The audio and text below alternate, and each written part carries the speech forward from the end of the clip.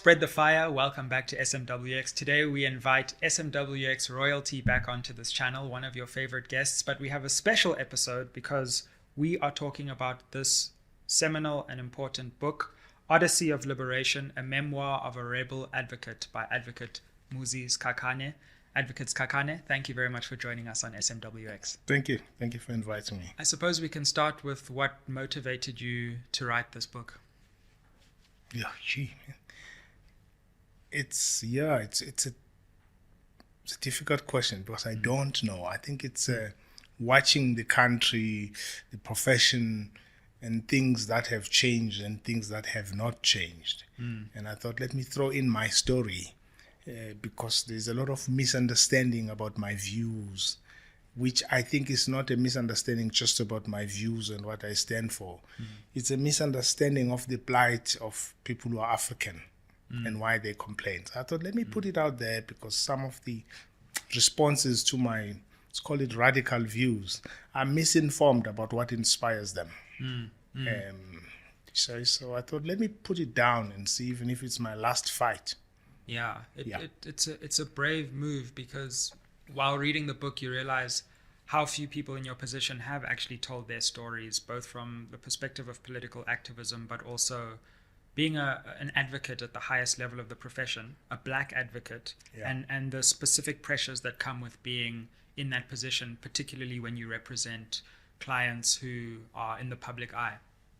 I thought, there was a familiarity in that experience, a familiarity with what I've always experienced in South Africa for the black experience. And so I thought, actually, I'm not experiencing this for the first time. It's my experience with whiteness, with white power, and probably the experience of every black person who's scared to speak out about it.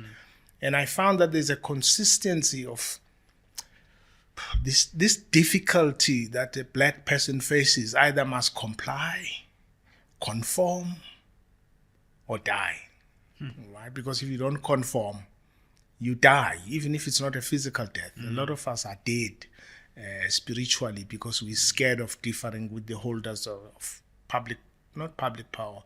It's just a power because it exists in private hands as well. So a lot of people are scared to speak out because I was telling someone who was driving here that telling the truth does not pay the bills. And so many people really fear telling the truth about how they feel in case they starve. So much is known about you. We've seen you on our TV screens representing clients at the highest level of the law. But this book really delves into your life story. And it starts right at the beginning. Talk to us about your upbringing and some of the important moments that led you down the path. I wanted to be a priest, so and then I became a teacher, and then became an advocate, right? But I think in it, the experience, I don't think what I write about is my experience, and that is why I don't want this book to be seen as Moses Kakane, the hero in a movie, right? It's actually Moses Kakane, a replica of black experience. That if you look at all of us who are black, we've been experiencing probably the same thing. Since I was 10, I've been watching the white farmer where I grew up being powerful, right? The white priest being powerful. White people, 8 in number and hundreds of us queuing alone and served first. And it's been a repeat of that kind of childhood experience at different phases of my life. And I thought, because a lot of people misunderstand why I am impatient about injustice, is that it's a repetition of what I've seen and experienced. And it's a lived experience of every African person all over the world. And then I thought, let me write about it, because some people think I'm just petulant, right? Things are fine, because no one wants to look at life from the experience of a black person. not even black people want to see life from experience of a black person because it's difficult. So what they do is to get out of their skin, become somebody else in order to be accommodated by the powerful. So I thought, let me trace my ideas so that someone who thinks I just emerge as a petulant advocate who's probably emotional and intolerant, it's actually my experience since I was a child. So my upbringing is that of that difficulty, watching communities that are probably the poorest battle, and that builds that tenacity in you. It either beats you to submit, and I think 90% of African people submit. But there are those of us who don't. You question, you fight it. And I wanted to tell my story so that those who misunderstand me, and when I say in the book, says, what has happened to Muzi? It's people who don't know me.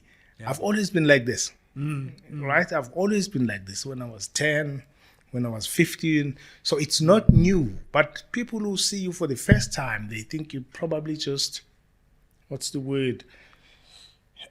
Stubborn, contrarian.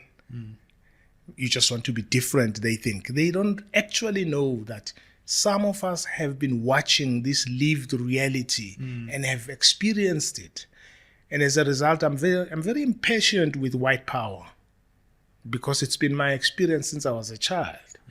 And so I can't tolerate it to the extent that it becomes oppressive to anybody. I just can't tolerate it. I can't tolerate injustice. And I write there in this book for people to trace, where does this intolerance come from? I'm not a Johnny come lately in the struggle. I'm not just angry like most people who say now they were fighting in the struggle when they were not. I've been fighting this battle since childhood, and I haven't won it.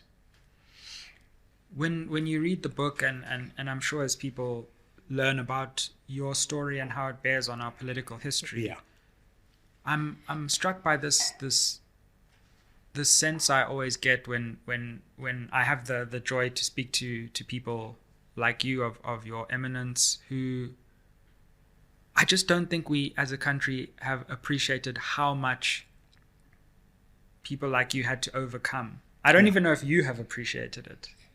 People tell me. To transcend the bonds of poverty, rise somehow. I don't even know how you would get to university, but then excel, and in one generation go from one place to a completely different place in your own lifetime. And then when I see people criticize people like you, I'm like, what gives you the right to have any view on the moral choices of someone who has had a life that you simply could never even comprehend? How much they've gone through 100 times the struggle you've gone through, and yet you think you have the authority to pontificate on their choices. I think, sometimes I see a lot of things. I'm not on Twitter, I've never been, but I see a lot of things people send me. Much of the criticism that you get against people like myself and others, it's not, I don't take it as criticism. It's what I call moral justifications for apathy. People don't want to be cowards, even though they are. People don't want to be on the wrong side, even if they are. People, their consciences tell them that they are wrong, but they need to live with themselves. So what do? They turn that around and so find fault in those who are braver than they are, because they want to live with themselves. And I understand it. It's a psychological game of survival, is that people don't want someone who does what they don't do or what they should be doing. And so what do is to sort of find condemnation of those that are braver than them. Just like most people find to condemn a guy who's fitter than them, right? It's a psychological way of coping with your apathy, your cowardice, and doing nothing. And I think it's, power is a very dangerous thing because it kills generations, it degrades, it shames, and it turns people to comply, and it turns people against who they are. And usually when you see that, it's people who can't cope with people who are questioning them. But second, it's people who've been beaten so much from generation to generation that they've accepted their inferior place under the sun. This book is so interesting because one realizes how many times you've come close to death and how many times you've stared it in the face. And you actually speak about how at a certain point in your activism, you almost hankered after martyrdom. That's how much you mean that ambition. I think your dad will tell you, anyone of my age, apartheid was such that there was no other ambition you could have, except maybe those who wanted to comply. You can be a teacher, a nurse, and all of that, right? So ambitions were, so those of us who were different, who wanted to fight what we saw, well, you're so immersed in that battle, not because you want any reward, right? And so at some point in my teens, I would like to die fighting. I would like to die doing what I think is right. Wow. And once you in that realm, some people told me, a colleague told me, but they will challenge you about this. You could lose your career. Wow. I would be so glad to be kicked out by a racist establishment because it would show them up. Absolutely. It would prove the point I'm making. In fact, I'm waiting for them. I wrote this book because I want my enemies to come out so that the public can see the pretensions of the system, Absolutely. the pretensions of people who say they are progressive and liberal, when actually they are fascist in character. And so I'm waiting for them. I actually wrote it because I want to see for myself, but to shine this light on the bigots, the pretenders, the people who smile and say they are progressive when they are not, because they're going to come out and I'm going to deal with them one by one. Intellectually, if they challenge me, I hope they don't challenge me physically. But if they do, I've survived many physical attempts. I just am not a violent person, but I'm a very violent defender of myself.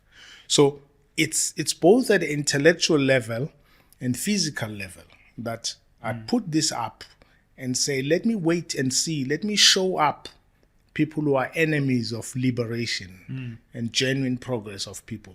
I mean, maybe a sacrificial lamb in the process, but I've always wanted to be. And for those who don't have a sense, I mean, there's a scene in the book from your early life where there's a point at which there's a huge group of people who are actually basically coming to kill you, basically. Yeah. And you somehow miraculously through, I think it's hiding in a drum, if I'm not mistaken, apart from many other, got your way out of that. So you have had to physically defend your life, even from an early age. Many times. I mean, I think I told you in the mini launch we had. Yeah. Like, some stories would not make sense, right? And the reason you don't tell them is because it looks like a movie. But I've had many brushes with death. And actually, I'm not scared of it, right? So in a way, when people think I'm stubborn, right, they actually don't realize, because I have a friendly demeanor, but what they don't realize is I've had so many brushes with death that nothing really phases me, right? The only thing that phases me is if I think morally I'm on the wrong side or I'm keeping quiet in order to get reward. And I think for me, I wouldn't be able to live with myself if I did that. I mean, it's the saying that it's better to die standing than to live on your knees all the time. And I think most of us, most people, live on their knees. I know meetings already of people discussing these books. How dare does it do this? right? Because they live to impress those from whom they seek validation. And that's the life I'm trying to show young people of your generation. My generation is a lost cause, but your generation should realize that there is no need to live on your knees. You can challenge the system. In fact, I brought something here to read for you about dissent. Great. That Pius Langa says to us. Both Pius and Bram Fischer says this to us. In fact, Bram Fischer says this. And by the way, the establishment kicked him out. Absolutely, yeah. And pretended to be reinstating him last year or whatever year. But they haven't changed. And he says, when an advocate does what I have done, his conduct is not determined by any disrespect for the law, nor because he hopes to benefit personally by any offense he may commit. On the contrary, it requires an act of will to overcome his deeply rooted respect of legality. And he takes the step only when he feels that, whatever the consequences to himself, his political conscience no longer permits him to do otherwise. He does it not out of a desire to be immoral, but because to act otherwise would, for him, be immoral. And that's what I'm sending out in this book.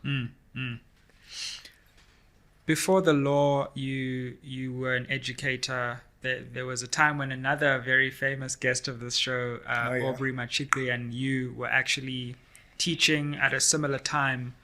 Talk us through that important moment in our country's history and also how it figured into your life, given that there were teachers at the time who were conscientizing a new generation of students. You know, there were few of us at the time who could see that there was something wrong with the education system, right? And of course, the 80s were a difficult time. I had just emerged from being a student leader in 1984, 85, 86. And you go into the schooling system that's fragmented. Fragmented because, you know, white power has always, as it does today, fragmented those that it oppresses. And so there were homeland system, and I mean in Natal, as it was then, there were something called central government schools and KwaZulu schools. So you go into the schools to confront children who, in my view, are being politically groomed to be compliant. Politically groomed to embrace their inferiority. Sometimes religiously groomed to accept that the place of a black child is inferior. So you have to counter that. And I talk about that in the book, that the first thing I did was to put a picture of a black Jesus of Bigo on the walls, right? You want to see what the children think of themselves, right? And of course, there was no white person there, but the black principal himself was scared. He liked me a lot, but he was scared that you could put Bigo on the wall.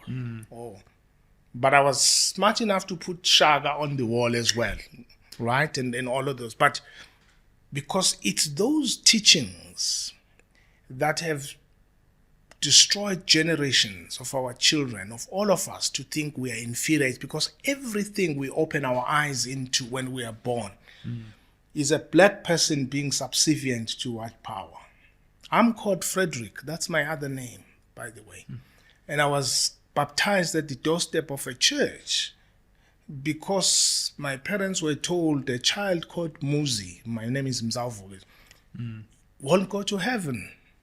Now, you must think what that does when the entire population is told that your name, which is African, will not take you to heaven. It's absolute rubbish, but a lot of people believed it. So Aubrey and I met because I had discovered that I couldn't teach in government schools. I had been attacked and I was leaving the country and I stayed in Joburg. And I had met Aubrey, who was the national treasurer of National Education Union of South Africa. And he was banned himself. He couldn't teach. So that's how we end up teaching in a Catholic school because we couldn't teach anywhere else. And of course, it was a difficult time of being activists. We were both underground activists. We had been student leaders, and we were teacher activists, and we were youth activists in Soweto. So that's the kind of experience we had, but it was a difficult thing. I know that these days every black person says they were fighting apartheid. Yeah. There were very, very few activists. Very, very few activists. What you see today with people accepting power is old. Activists have always been few. Very, very. I see people on TV these days who says they were fighting apartheid when I know they were not. They were actually supporting it. Black people. But it's difficult to trace that. And we do this. I write these things to show those who are seen as lone rangers that society has always been changed, moved by lone rangers. Galileo said the earth evolves around the sun and was punished for it. The Pope hated him. We know now he was right. And so being a non-conformist has always moved society a step ahead. It's difficult, it's a lonely road, but it works. There's so many episodes we could touch on, and I would just encourage people to buy the book, because we're literally just scratching the surface of the different moments. Chris Hani had an influence on you deciding to study law. Talk us through that, because I found that a fascinating moment. I think it was a very, the early 90s were a very, very difficult time. And there was a feeling of euphoria about what's coming and what's not coming. And I was in this MK unit that reported to him. I didn't know him. He knew of me, but he was out of the country and we were here. And of course, I think having met him when he came back, because I was much more an activist in the SACP, largely. And so he was still living in Soweto at the time, Orlando East, before he moved to the Israel. And so I developed a very close relationship with him. Wow. I think he realized that I was one of the people who were very critical of the political settlement. I just really was never convinced about the negotiations. I'm still not convinced. Today, I'm not convinced that I was not convinced that they would yield to liberation. Many people thought they would. And in my discussions with him, I think I found someone who, as much as he accepted what the ANC was doing, but he was as critical as I was about it. And so we got to know each other. And in that space, after our arrest, because he paid for our bail and all of this, after that, he had a discussion with me about, are you going to be a teacher forever? And of course, all of us were waiting for the new government who would participate. And he said, the ANC may not always be what you know. And what you know as your comrades may not always be your comrades. Sure. And it's better if you are independent. I suppose he had seen many liberation attempts. And he said, go back to school, and you will be independent. So you don't depend on power holders for your life. It was great advice, because at the moment, a lot of people accuse me of being in the AFF or MK or whatever, but I'm not a member of any political party at the moment, because I want my views to be tested for what they are, rather than to advance a political party. A lot of people will be shocked by this, because they believe I'm in some political parties. I'm not. Because I prefer a revolution that has nothing to do with party political narrow agendas. I think South Africa needs honest views at the moment in order to collapse this system. I'm sure they've all approached you as well, so it's not as if you're not choosing. It's a question of actually actively keeping that independence at the I've moment? been approached, not once, many times. And I keep good relationships with those comrades in the party because I know them, I trust them, they're my friends. But I have particular views about a revolution rather than narrow party political agendas. I think we need something bigger as a revolution at the moment than the advancement of what I call narrow electoralism, waiting for 5 years, another party comes in. I think South Africans who have no food today can't wait 5 years. And I think the people who can wait 5 years and be patient about this are people who are not at the receiving end of the pain of poverty and dispossession, landlessness, and hunger. The part of the book that I selfishly loved the most was the section where you spoke about your experiences in law as someone who's been studying the law. Sure. I'm telling you, every lawyer needs to, and every aspiring lawyer needs to read this book, because there are law textbooks, but there are very few memoirs which delve into especially advocacy at the highest level in South Africa right now. Yeah. And especially when you're a senior black advocate, because your experiences are different. And to go behind the scenes like you do was just an education. I think it should actually be prescribed. It was a risk I took. I'm sure.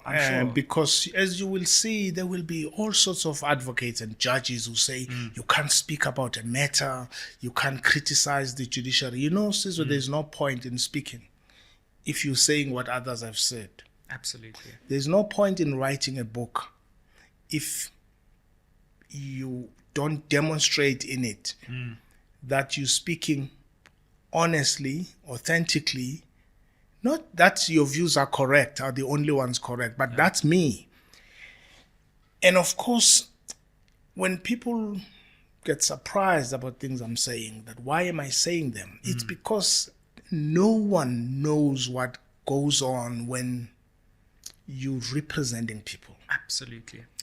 And no one knows that your role at our level sometimes ceases to be that of a legal advisor. Because you're dealing with high stakes cases of highly traumatized people. In you, they need a lawyer, but they also need a strategic thinker. Sometimes someone to counsel them because they are facing injustice. They may be wrong, but they are facing injustice. Sure. And so you need to rise above narrow lawyering to be at that level. You don't necessarily agree. Yeah. And I want to teach young lawyers here. I was taught this when I came to the bar, but I realized they were pretending. That as advocates, we are available to everyone who needs justice. I was to learn that it's actually a lie. People don't mean it. Wow. Because in the end, they want you to choose the so-called good side, the side that they like, represent people that they like. They actually are not telling the truth. And I'm trying to turn lawyers, young lawyers, not to be cowards. You can't represent people if you're a coward. You can't represent someone if you keep an eye on pleasing those who are causing injustice to someone you are representing. It's going to fool. There are no half measures in a battle for someone facing injustice. And so I'm trying to go behind the scenes. I mean, I even talk about these big cases. You watch analysts speak about things they don't know. I watch people go to have tea with Zuma because we had given him bad advice. For God's sake, 5 of us. They think we couldn't tell someone that defying a court order is contemptuous. Of course you do. But it's the arrogance of lawyers. They think clients are wheelbarrows into which you pour your advice and nothing else. No, you've got to respect principles of your clients as long as they are not unlawful. You've got to accept that your job is to help them. They are not stupid. Most of my clients are cleverer than me. And I've got to accept that. And so a lot of people in these cases become experts when they don't know what goes on behind the scenes. And no one comes to an advocate unless they are facing some difficulty and adversity. You speak about the Zuma matter, which you deal with deftly in the book, I think. And you speak about the Zondo Commission, which is in some ways where a lot of public scrutiny was trained on both you and President Zuma, and there was this false accusation that you had walked out of the commission. Yeah. And I once again, I must encourage people to read this, because it takes us into a period which was framed in one way throughout the mainstream media. Yeah. But you give us a completely different perspective from your view. Talk us through that, because I found that particularly enlightening, and what you were going through at the time, and how it was mischaracterized. I mean, the media had mischaracterized a lot of things about me in the SARS matter. I think I talk about it, where I write 100 and something page report, and they've always talked about one lie. One line. And they know it's a lie, but they repeated it for 10 years, right? And the Zuma matter for me was interesting. You know, Sizwe, no one has ever been asked, no one in this country, no lawyer, to tell a deputy chief justice that you're close to recuse himself. It's not a simple matter, right? It's not as simple. And there's a judge who told me they think I was grandstanding. There's no grandstanding. It's not a nice experience to walk into a place, tell a man that you're proud of, because I'm proud of Zondo. Say, bro, you're wrong here. And so in a way, you know, the Zondo Commission for me was probably, and not Zondo, I'm talking about the system, that entire commission was probably the biggest, most shameful scam, political scam, that I think lawyers and judges must be ashamed of. Wow. That something that was supposed to delve into the truth about how states are captured was turned into a sham of scapegoating. Right? And all the lies about it. You know, let's take the walkout. I mean, no judge can allow counsel to walk out. And this is said by people who heard me say, I will excuse myself because I had waited for 2 days to go to Durban, and I kept waiting because the judge was not giving his ruling. And so I could never walk out. Most people know me. I'm not a very violent, rude person. I would never do that to any judge. But it was played. It's played. It's a break, tea time, and journalists play this walkout. And it's people walking out for tea. It was tea time. But no journalist has corrected it. And I don't think they don't know that there was no walkout. They know. But the entire Zondo Commission for me was a series, layers of narratives that were not designed to dig out the dirt about the country in the belly of the country, but to scapegoat one side and present others as innocent. I don't think states are made up that way, of angels and devils. I think it's much more complex than that. And I think I was disappointed that the country spent $1 billion deceiving itself. Reading the book, you also realized that moment was a national moment, but it was also a family moment in some ways, or at least a moment where different lines that were close together came together, because you had the Nxamalala line, which is in some ways linked to you, and of course President Zuma. And what I didn't realize was that former Chief Justice Zondo himself was proximate to you. And so there was almost a deeper level of what was happening between, shall we say, very vastly extended familial ties in a way. Yeah, I mean, I think that's what made it difficult. Even for Judge Zondo and Zuma, you know, you don't condemn Judge Zondo. It was a difficult moment for him. Sure. You know, Judge Zondo has never been my enemy. I don't know now.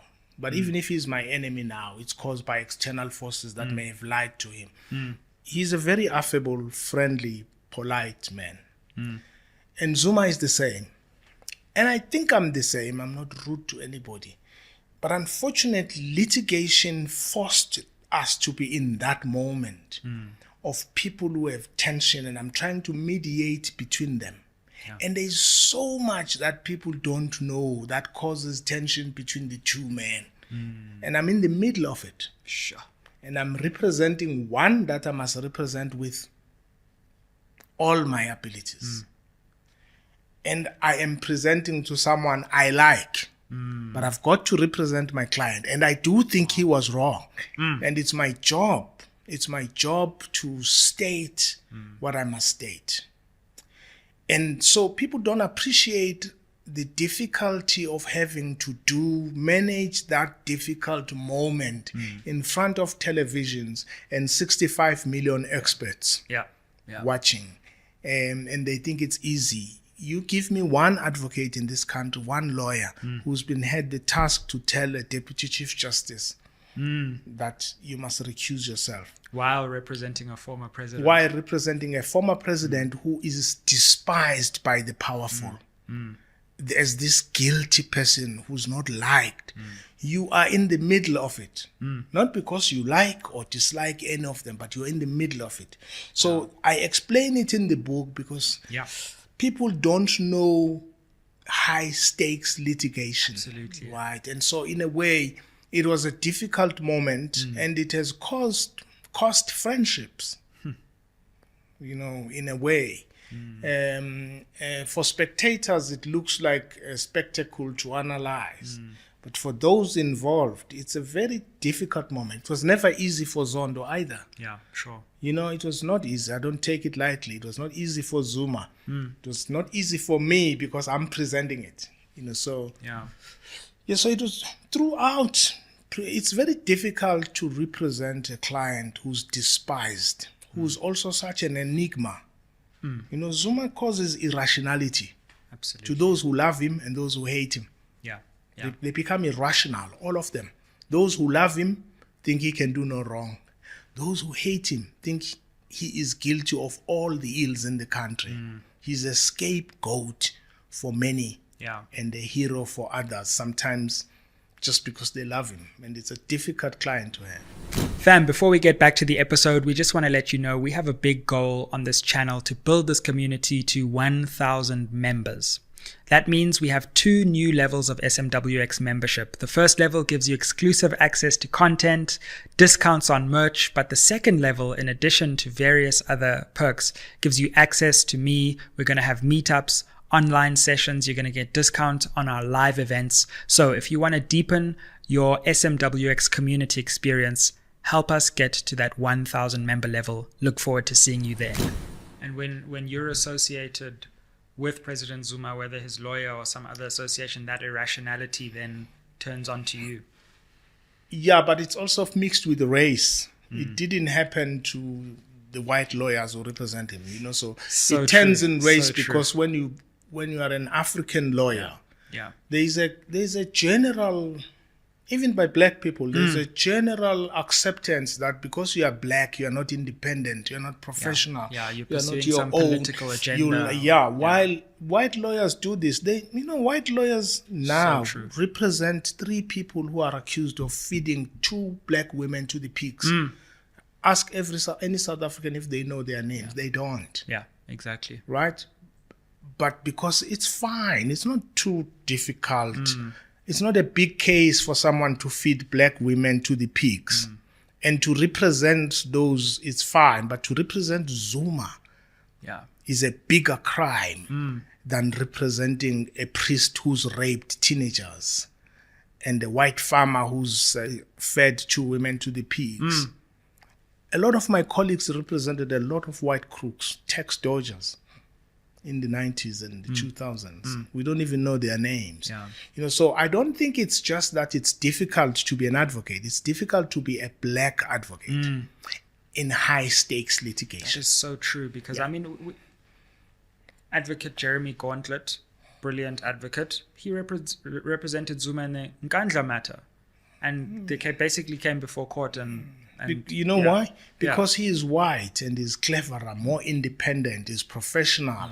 He can't be like Dali or Moses Kakayana. He's superior. So don't judge him. Yeah. But that's the logic. That's the philosophy that I want young lawyers to get out of their system. The desire to seek white validation and validation at the expense of truth.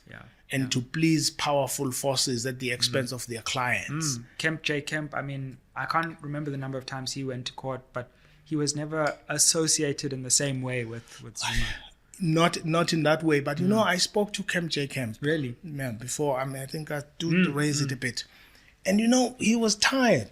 He was fatigued. Sure. He didn't even go through what I was going through. Yeah. But he was fatigued. Wow. Because as a lawyer, there's nothing as exciting as preparing a legal point for a big matter. But you know, when you've reached a point where it doesn't matter, I can prepare for 4 solid days, and I think I'm right on this point. Yeah. But the system is such that those who are adjudicating may not want to be seen to be agreeing with who I represent. It kills your spirit. And I think when I met him, he didn't retire because he was old or anything or sick, no. He was a great man, a very, very affable, humble guy. But he had been fatigued. Wow. Because it didn't really matter how thorough you are. When you are representing Zuma, you know you're starting from 10-0. As you stand up, it's 10-0. And your opponent is 10 up on you because he represents the good side. Yeah. And so it's a difficult thing, and it's worse when you're black because there are all sorts of assumptions about you. I mean, take the issue that Zuma lawyers should not be paid by the state. When did that happen? When his lawyer became black. Sure. Kemp had been milking it. Even black people started making noise about the legal costs when lawyers became black. Absolutely. I don't think they are conscious about this. Even our politicians are not conscious. Fees even get thrown out into the public space. Yeah. So it's that I'm trying to write about that experience. And I'm not saying it's the only correct experience or the facts or things I talk about. Yeah. But it's important for people to know the system and how it kills you. You're going to be a lawyer soon, and you will see that it will disappoint you to see that in order to make money, a lot of black people who are smart live their lives complying, conforming, insulting themselves and those who are like them in order to survive, in order to go to a coffee shop and be liked by their white colleagues because they need to survive. So they live at their own expense, hiding how they feel. And so I'm trying to write so that the younger lawyers like yourself maybe can push the frontiers a bit by trusting themselves and believing that they don't have to please anyone to live, to survive. The Zuma contempt moment is when you, after that, transitioned out of the legal representation of former President Zuma, if I'm not incorrect, and you give us some insight into that moment as well. Talk us through that, because again, this is a key moment in our political history where a former president effectively says, I'm not going to appear. And people then think that is you saying to the former president, well, the best thing you can do now legally is say you're not going to appear before the court. Yeah, I mean, look, let's not blame him only. First of all, those who went to drink tea with him, who thought they were smarter than me, they were going to give him advice we hadn't given him. They haven't told us what he said to them. He phoned me every time they went to him. He says, hey, Mus, they are here outside. They think they can persuade me. Yeah. You know why? All of them thought they were so superior.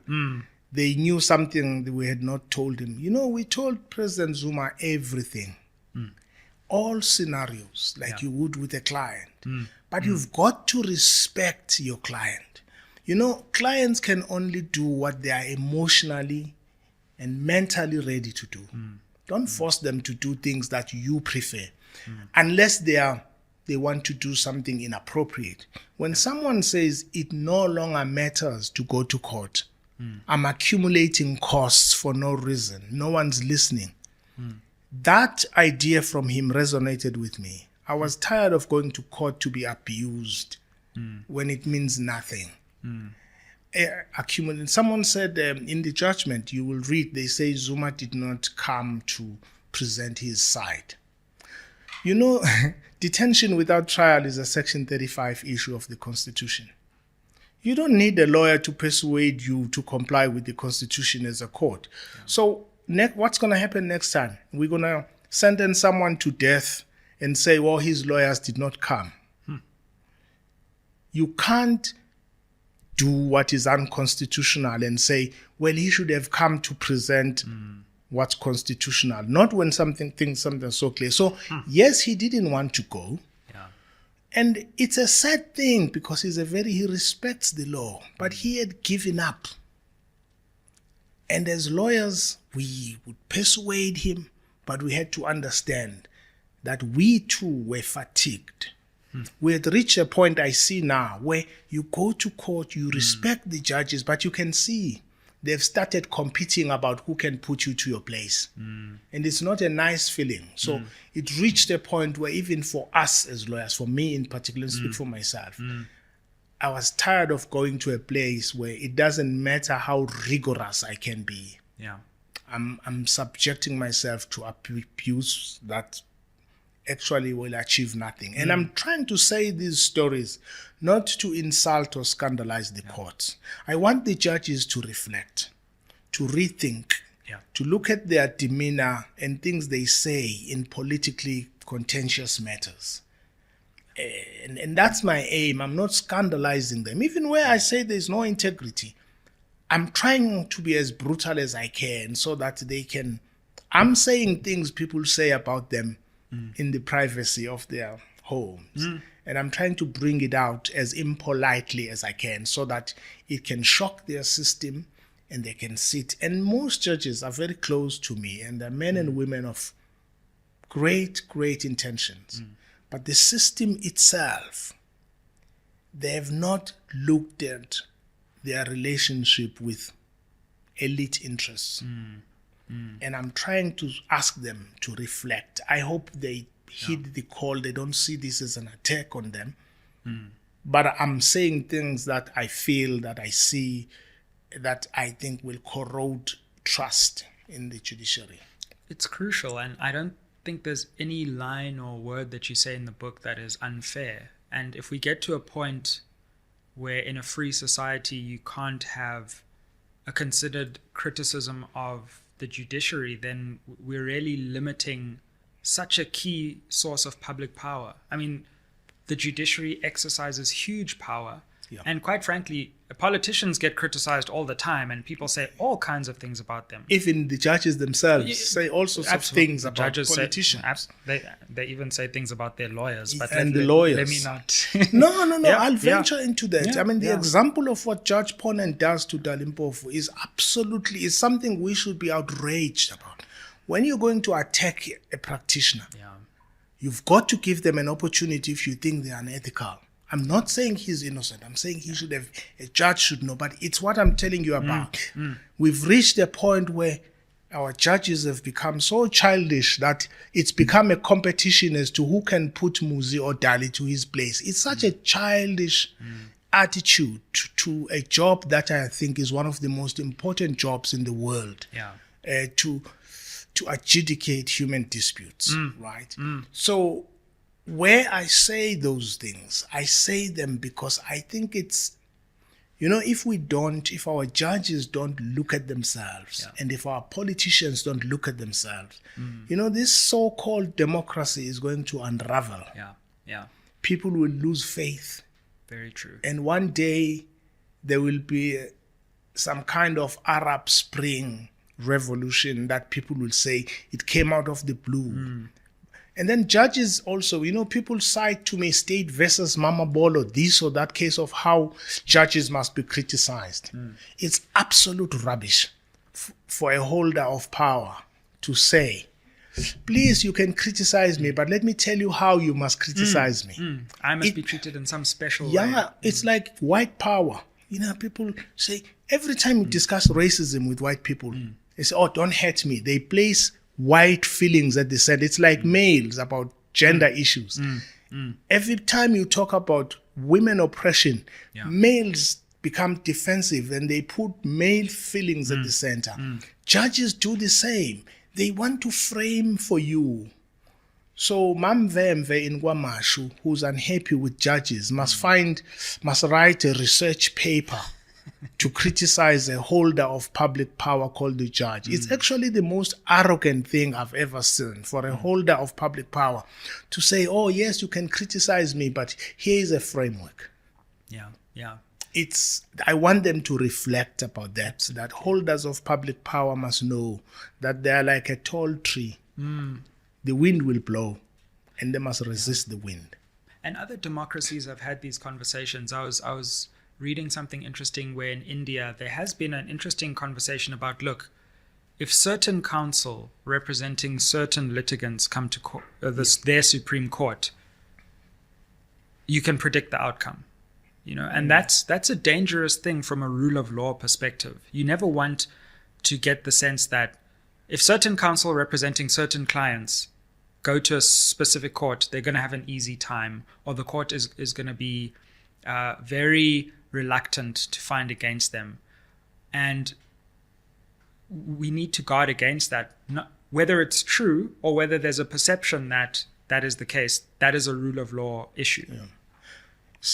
When I talk about the fact that young lawyers must free themselves of their fear of white power. They are going to be judges one day. What does a judge who fears white power do when faced with a white counsel and black counsel? Who do you think he wants to risk differing with?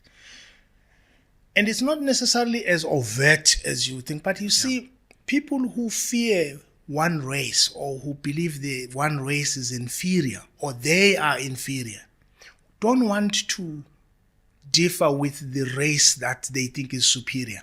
It's an unconscious thing that lives in their subconscious mind, all of us.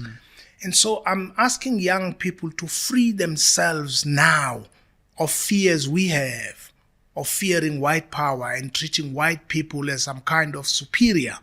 Because if we don't deal with that, we won't have genuine non-racialism. And so race matters even in courts like it does in every facet of society. And of course, when a guy was a compliant lawyer who feared white power is now a judge, what do you think he does when Wim Trengov is arguing and Moses Kakane is arguing? Who do you think he'll take the risk of differing with? Naturally, it's me, because he's not scared of me. I don't represent superior power to his inner being, right? And so we need to read society. And I think my generation and those who are older are a lost cause. I'm writing to put these things out for your age and people after you, because I think there's hope for them to break free of those psychological ties to slavery, to slave mentalities, and to believing that they are inferior. And that is why I put those things out. I don't put them out because I'm perfect. I put them out because I think they must be out there as a debate. What also becomes clear when you speak about all the different clients you've represented is that you can't draw a simple political narrative, because you've represented people on so many different sides, let alone the clients people don't know you've represented and the cases they don't see. You've represented Julius Malema. You've represented... You acted in a case on the other side of Judge Hlophe. I did. You have represented SARS. You've represented so many different interests at different times that there's just no way anyone could draw a line other than that clients approach you through their attorneys and you take up their causes. and represent their legal interests. And that's what council's supposed to do. Some of my attackers are people I've represented. Wow. That's the funniest experience I've had. I won't tell you the name. I know a minister who's okay now, who couldn't speak to me. I represented him in the most dangerous brief. Wow. But because he had a fallout with Zuma, now that I'm representing Zuma, he actually thinks it's wrong. It's a natural instinct. A lot of people would call me that I represented. Wow. Why are you representing this guy? Sure. And so in a way, it's what I call the dishonesty that's so pervasive in society. I call it in the book that South Africa's first language is double standard. So true. It's our first We must put that on a billboard. I'm telling you, it's a chapter. I call it double standard, South Africa's first language. Yeah. That's what it is. And the judiciary, the legal profession are at the top of those who've mastered the double standard themselves. And it shouldn't be like that. The politicians, we know, double standard is their only language. But generally, you would hope that those who are outside that. But you see, the problem is this division of law and politics. There is no such division. Even those who tell us that this is rule of law, it's not politics. That's a scheme itself. It's a political scam to make you do certain things. When people say the appointment of judges is not political, I prefer the American system where we know judges are Democrats and are Republicans, because here they are too. It's just that here we like pretending that people have no views, no political persuasions. It's a whole lot of rubbish. We need to be more honest, because when we are more honest, we are able to make each other accountable.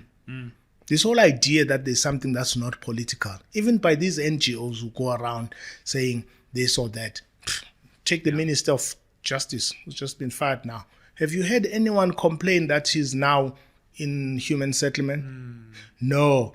Suddenly the VBS issue is no longer an issue. Sure. You know why? He's not in a ministry that white power regards as central.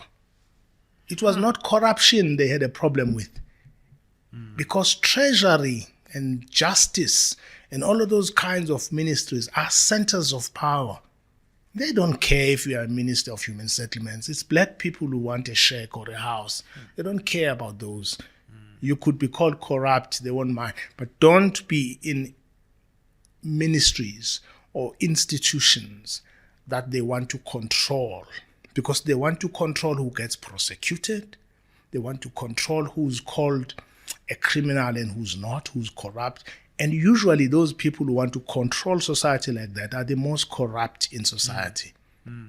But unfortunately, they control the media, they control the means of propaganda, and they control the minds and what minds consume. And they repeat certain things until they become reality. But usually, the people who are involved in propaganda are usually people who want to hide something. And for me, that is what we need to be aware about the law, about the judiciary, about politics in general. There is no distinction. There's a reason, Sizwe, you live in an apartment where you live. There's a reason. You're a white guy who's your age. There's a reason he lives where he lives.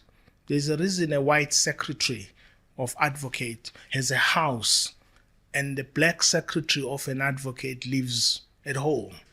It's a historical issue. And so we need to tell these truths so that we can get them out and then deal with them. I know that by speaking the things I say here, I'm going to suffer. But it takes that kind of non-conformity to bring things out in the open.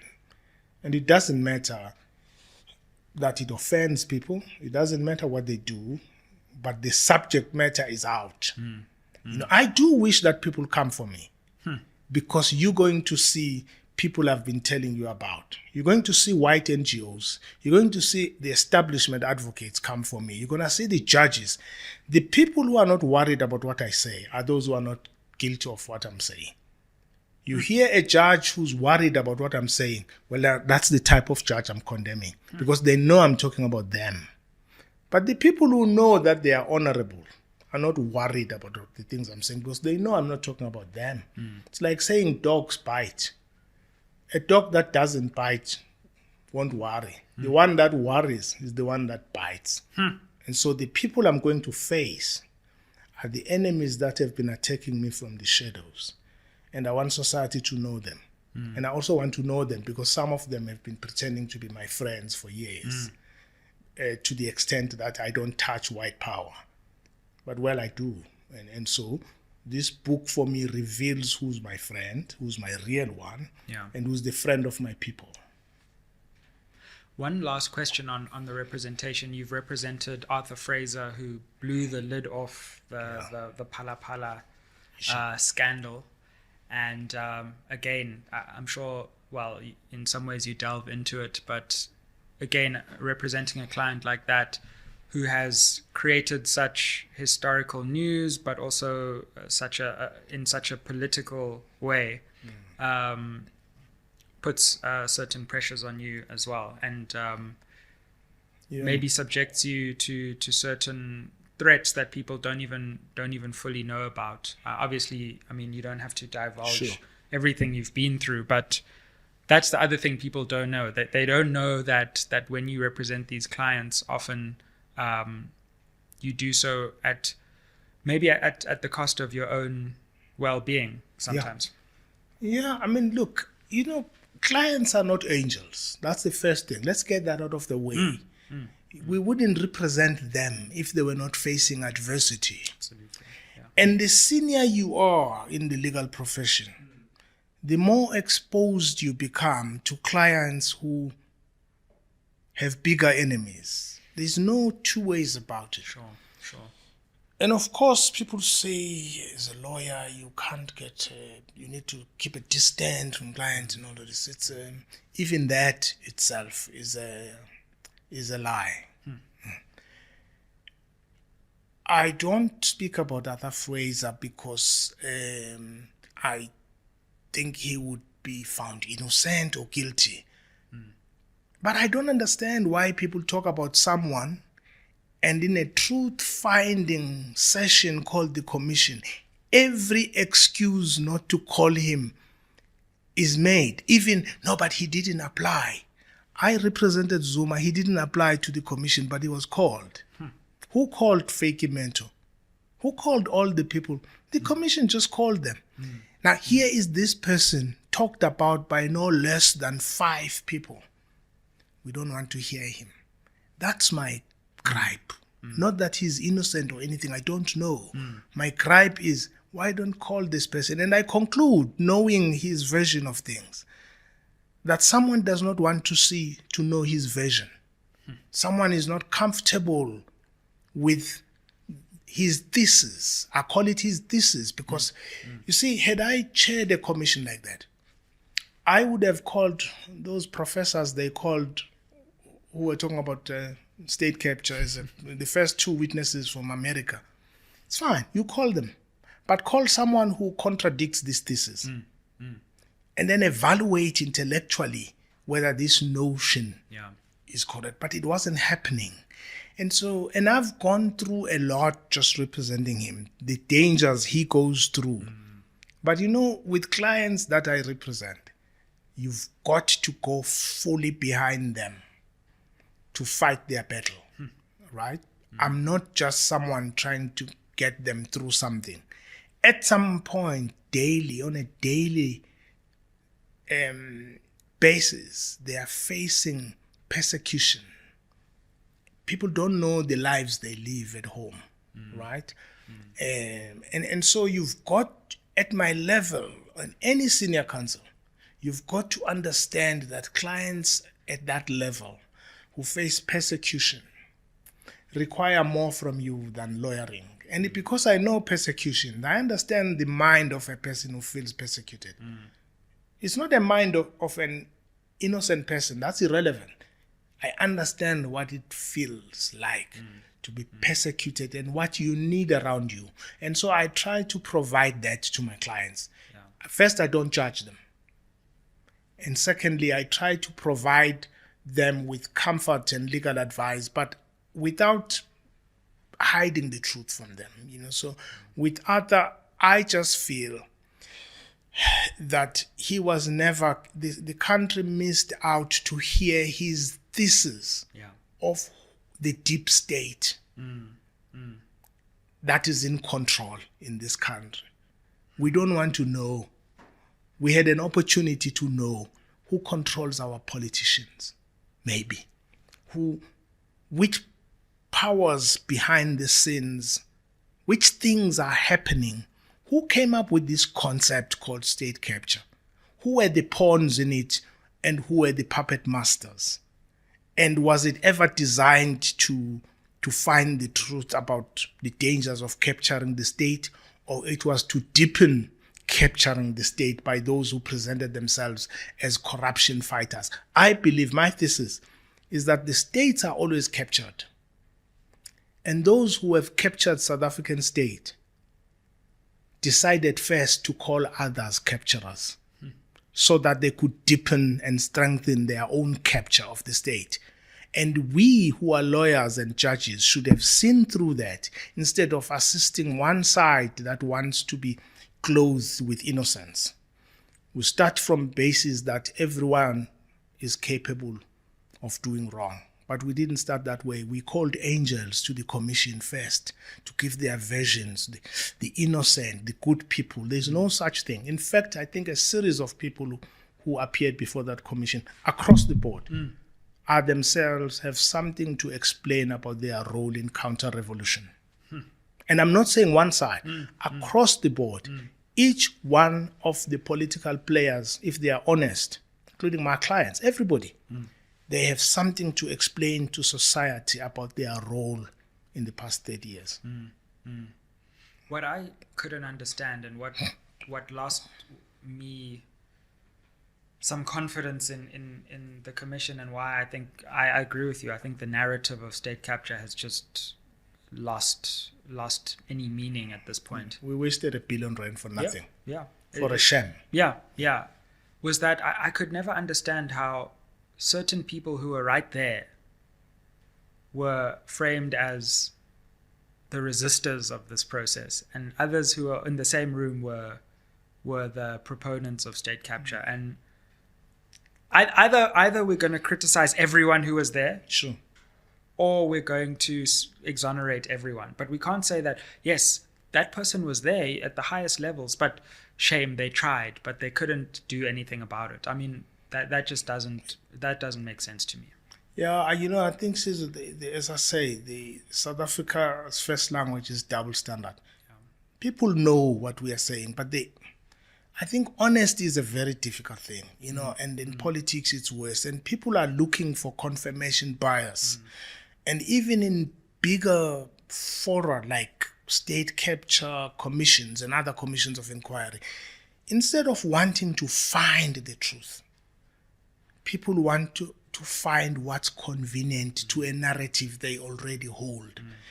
And for me, that was the saddest thing about this, was I would have liked a commission of inquiry for the first time that would analyze what is in the belly of this society, who's pulling the strings. But unfortunately, I think even the commission was a component of the deep state, pulling the strings and pulling wool over our eyes. And that was the saddest thing for me, because it was a lost opportunity for ones to hold Pravin Gordhan, Jacob Zuma, Cyril Ramaphosa, everybody to account for their role in what I think is a revolution betrayed. Everybody had to account. This idea of calling angels and then the others are already found guilty before they appear was a wrong approach to a truth-finding endeavor. Well, that takes us on to the last section of the book, where you speak about the country as a whole and your disappointment at the betrayal that we found. And as I said at the launch, we're used to reading liberation narratives that end in 94 and you know, then everyone lives happily ever after. But this is interesting because you're writing at a time when there are many people questioning how deep this liberation really was. And you're adding your voice and lending your voice to the view that a lot of what we have won is hollow. And the liberation movement in its best sense has not begun to achieve its aims. Talk us through where you see the country at the moment. Yeah, you know, when you say this, a lot of people, you know, the people were involved in negotiations and they don't want you to criticize them or Mandela. They think you're attacking them. You know, I think society only advances if we are able to analyze shortcomings and advantages of political interventions. And yes, I've never been a fan of a negotiated settlement, at least in the way it happened, because I thought it was controlled by those global forces and domestic forces that held power. And the reason we know, all of us, that economic power was not transferred, it's because the entire negotiation process for me was an initiative of those who already held power, capitalizing on battle fatigue by our leaders and changing global environments where, yes, liberation movements were battling at the time. And I'm not saying it was selling out, but it was a difficult time for those who were leading revolutions. And they were beaten to submission, others deliberately complying with capital, and others realizing there's no other option. But it was an imperfect political settlement, never did. In fact, not imperfect. I think it was hollow. If you want to liberate people who've been oppressed, you've got to undo their daily experiences. Mentally, socially, psychologically, spatially, physically, economically. You've got, and educationally, you've got to undo all of that. And it's not difficult. This idea that it's gradual is itself a theme of those who like maintaining the status quo. We missed an opportunity. And the past 30 years for me have been evidence of my pessimism, that this was nothing else but a trick to prolong neoliberalism and a trick to maintain white power by giving people the vote and give them houses there and there, but don't give them economic power. Don't give them economic power. And if you don't give them economic power, you subject them to your control all the time. You know, the South African situation, you've taken your kids to the mall. If you want to imagine South Africa, imagine children playing with a chart in a shop while parents are shopping. They give you different colors. We are like those children. We have different colors, crayons for coloring the chart, but the frame remains the same. It's controlled. You must destroy the frame if to get liberation. Otherwise, you just recoloring, changing orange and replacing with purple. That's what we've been doing for the past 30 years. And we don't want to admit that something went wrong. And that's why in the book, I'm not condemning one person or party. Yeah. I think we must go back to the drawing boards. Not to this, I don't even believe this, what's this dialogue being called? It's exactly like the Zondo Commission. It's one of those things where holders of power say, let's get ahead. Let's call something so that it looks like. I think we must have a CODESA, complete discussion about how we've moved forward and how we've regressed and start all over. Otherwise, generations and generations of Africans are going to live the way they do for the next 200 years. Well, Advocates Kakane, thank you for joining us on SMWX. Thank you for writing this book. I think it's a profound act of bravery and courage, which comes through in your life story. but is also symbolized by the book itself. So we really appreciate you taking the time to share your views publicly for one of the first times on SMWX. So thank you very much. Thank you so much for reading my book. Yeah, it's a pleasure. Thank and you. Make sure that you go out and get this book, Odyssey of Liberation, a memoir of a rebel advocate, available at all good bookstores. And you know what we're going to do? Down in the comments below, for the first person who comments the name and title of this book, we're going to give one copy away of this book to you. So thank you very much. What we're also going to do is to a member who becomes a member of SMWX and sends an email to info@smw-x.co.za, we'll also give this book away to you for free. Bob, this is an important work. All the best with it and Thank you, how it goes. Thank you so much. Thank you. Thanks. Aye.